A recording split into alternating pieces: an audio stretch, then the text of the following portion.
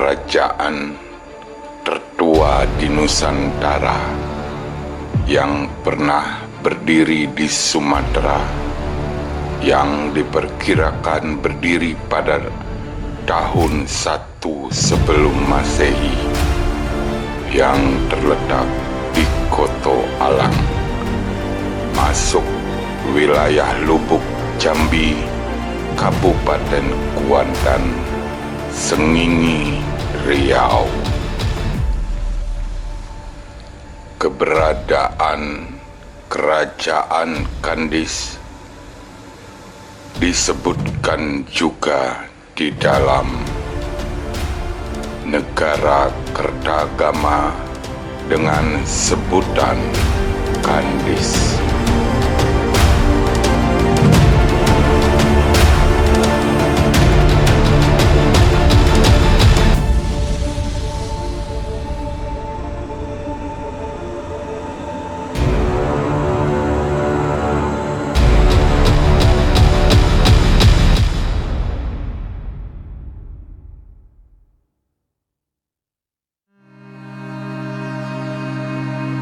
Kerajaan Kandis diperkirakan berdiri pada satu sebelum Masehi, mendahului berdirinya Kerajaan Moloyu di Sumatera Tengah dengan dua tokoh sentral, yaitu Patih dan Tumenggung.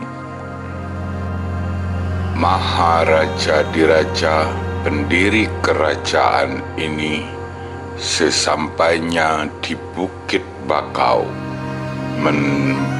membangun sebuah istana yang megah yang dinamakan dengan Istana Dhamma. Putra mahkota diraja bernama Dharma Swara dengan gelar Mangkuto Maharaja Diraja, putra mahkota Maharaja Diraja, dan gelar lainnya adalah Datuk Rajo Tunggal. Datuk Rajo Tunggal memiliki senjata kebesaran, yaitu keris berhulu kepala burung Garuda, yang sampai saat ini masih dipegang oleh keturunan gelar Datuk Mangkuto Mahorajo Dirajo. Datuk Rajo Tunggal menikah dengan putri yang cantik jelita yang bernama Bunda Pertiwi. Bunda Pertiwi bersaudara dengan Bunda Darah Putih.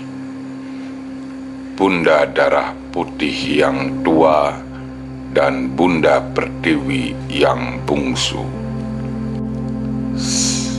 Setelah Maharaja Diraja wafat, Datuk Raja Tunggal menjadi raja di Kerajaan Kandis. Bunda Darah Putih dipersunting oleh Datuk Bandaro Hitam. Lambang Kerajaan Kandis adalah sepasang bunga raya berwarna merah putih.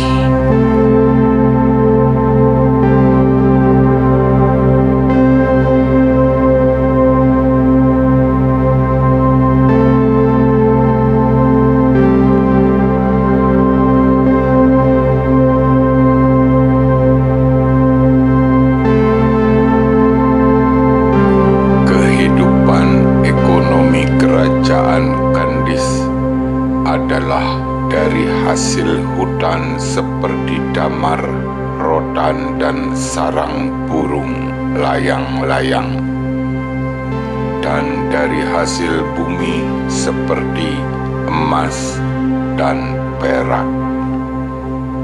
daerah kerajaan Kandis kaya akan emas, sehingga Raja Tunggal memerintahkan untuk membuat tambang emas di kaki Bukit Bakar yang dikenal dengan tambang titah. Artinya, tambang emas yang dibuat berdasarkan titah raja, dan sampai saat ini bekas peninggalan tambang ini masih dinamakan tambang titah. Hasil hutan dan hasil bumi kerajaan Kandis diperdagangkan ke Muara, ke Semenanjung Melayu oleh Menteri Perdagangan Dato' Bandaro Hitam dengan memakai ojung atau kapal kayu. Dari Malaka ke Kandis, Dato' Bandaro Hitam membawa barang-barang kebutuhan kerajaan dan masyarakat Kandis. Demikianlah hubungan perdagangan antara Kandis dan Malaka sampai Kandis mencapai puncak kejayaannya. Menteri Perdagangan Kerajaan Kandis yang bolak-balik ke Semenanjung Malaka membawa barang dagangan dan menikah dengan orang Malaka. Sebagai orang pertama yang menjalin hubungan perdagangan dengan Malaka dan meninggalkan cerita kerajaan Kandis dengan istana Dhamma kepada anak istrinya di Semenanjung Melayu, Datuk Raja Tunggal memerintah dengan adil dan bijaksana.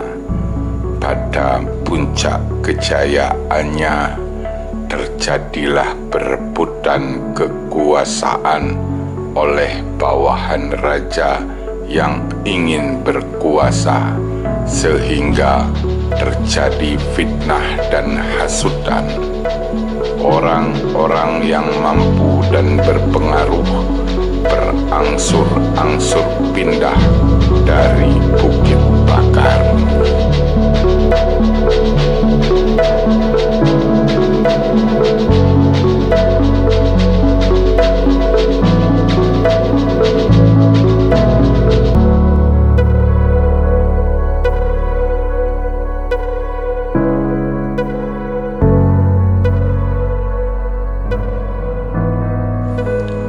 Mereka ada yang pindah di antaranya ke Bukit Selasih, sehingga nantinya berdirilah Kerajaan Kancil Putih di Bukit Selasih.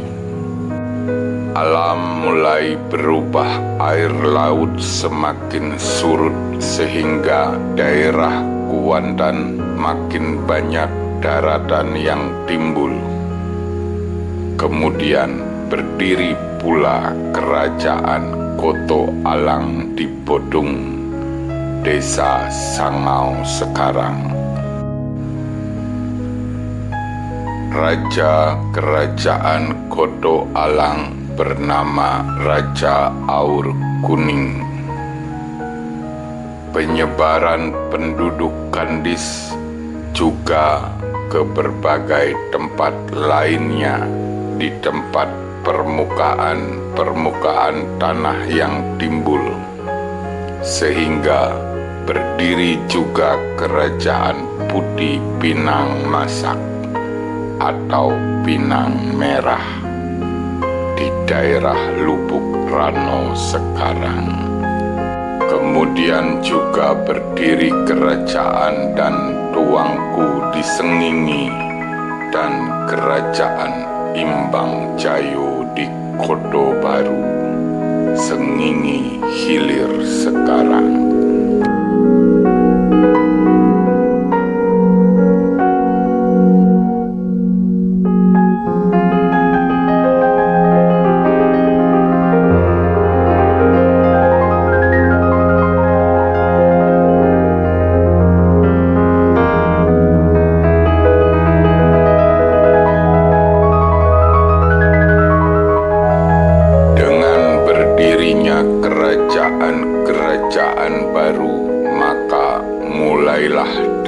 terjadi perebutan wilayah kekuasaan yang akhirnya timbul peperangan antar kerajaan. Kerajaan Koto Alang memerangi kerajaan Kancil Putih. Setelah itu, kerajaan Kandis memerangi kerajaan Koto Alang dan dapat mengalahkan kerajaan Koto Alang. Kerajaan Koto Alang tidak mau diperintah oleh Raja Kandis, sehingga Raja Koto Alang, Raja Aur Kuning, pindah ke daerah Jambi. Sedangkan dua orang yang berperan di kerajaan Kandis, Patih dan Tumenggung, pindah ke Merapi. Kepindahan Raja Aur Kuning ke daerah Jambi menyebabkan sungai yang mengalir di samping kerajaan Koto Alang diberi nama Sungai Salo. Artinya Raja Buka Selo atau Buka Sila, karena kalah dalam peperangan.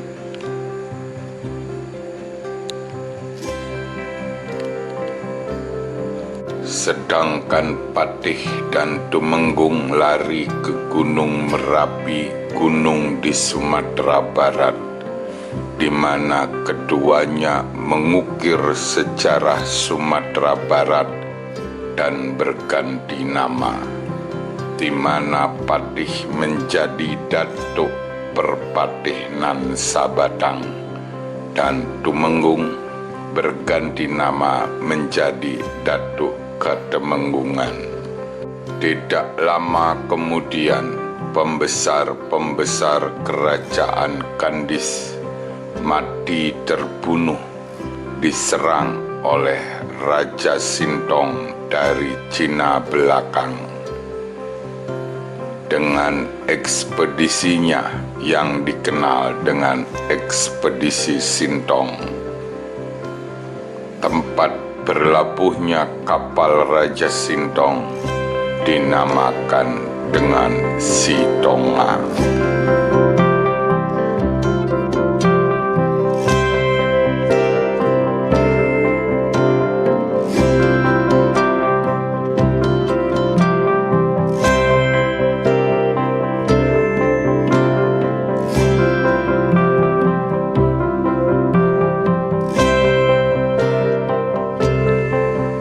Setelah kalah dalam peperangan, para pemuka kerajaan Kandis berkumpul di Bukit Bakar.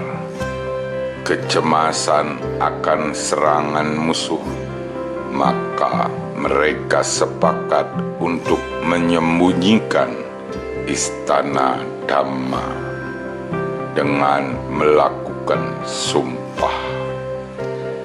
Dan sejak itulah istana Dhamma hilang, dan mereka memindahkan pusat kerajaan Kandis ke Dusun Tuo, Teluk Kuantan sekarang.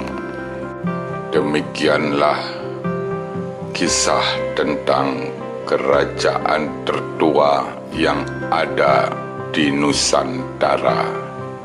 Kerajaan Kandis lebih tua dari kerajaan di Pulau Jawa berdasarkan bukti arkeologis adalah kerajaan Selaka Negara yang dibangun pada abad kedua yang terletak di Teluk Lada. Menurut cerita atau tombok adat Lubuk Jambi yang diwarisi dari leluhur mengatakan bahwa lubuk orang Jambi Oleh karena itu daerah ini bernama dalam cerita atau Tombo Lubuk Jambi disebutkan disinilah asal orang Jambi. Dan dalam Tombo ini disebutkan juga ada sebuah istana kerajaan Kandis yang telah lama hilang. Istana itu dinamakan Istana Damna.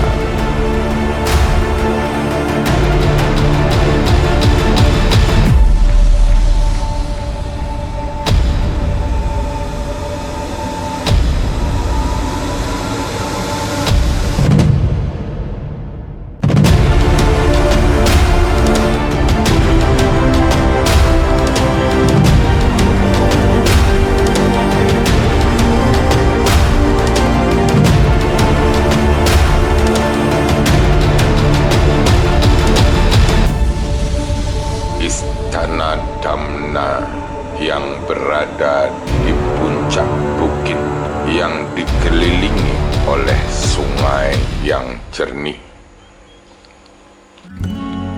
Dan berdasarkan penelusuran peninggalan sejarah yang dilakukan oleh tim arkeologis selama 7 bulan dari September 2008 sampai April 2009 telah menemukan lokasi artefak dan puing-puing yang diduga kuat sebagai peninggalan kerajaan Kandis dengan ciri-ciri lokasi mirip dengan sketsa Plato 347 sebelum Masehi tentang Atlantis.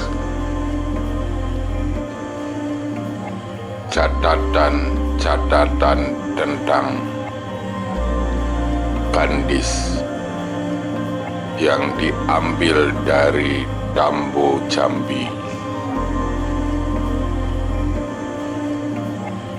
menyatakan bahwa Raja Kerajaan Kandis mendirikan Istana Damna. Istana yang terletak di atas gunung yang dikelilingi oleh air sungai yang jernih. Hal ini juga pernah dicatat di dalam catatan Plato, seorang filosof kelahiran Yunani yang hidup pada tahun 427 sampai 347 sebelum Masehi. Plato adalah salah satu murid dari Sokrates, filosof arif bijaksana dari Yunani. Plato sering bertualang, termasuk perjalanannya ke Mesir.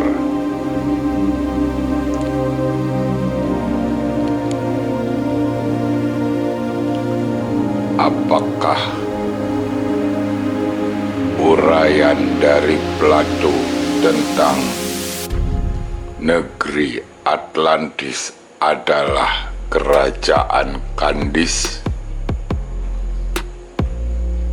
Semua masih dalam perdebatan, tapi bukti-bukti dari penelitian awal menunjukkan ada kemungkinan kerajaan Kandis disebut-sebut dan ditulis dengan sebutan negeri Atlantis oleh Plato. Kesimpulan ini masih bersifat dugaan atau hipotesa selama penelitian belum berakhir. Penelitian arkeologi akan menjawab kebenaran dugaan dan kebenaran Tombo atau cerita adat yang ada di tengah-tengah masyarakat Jambi.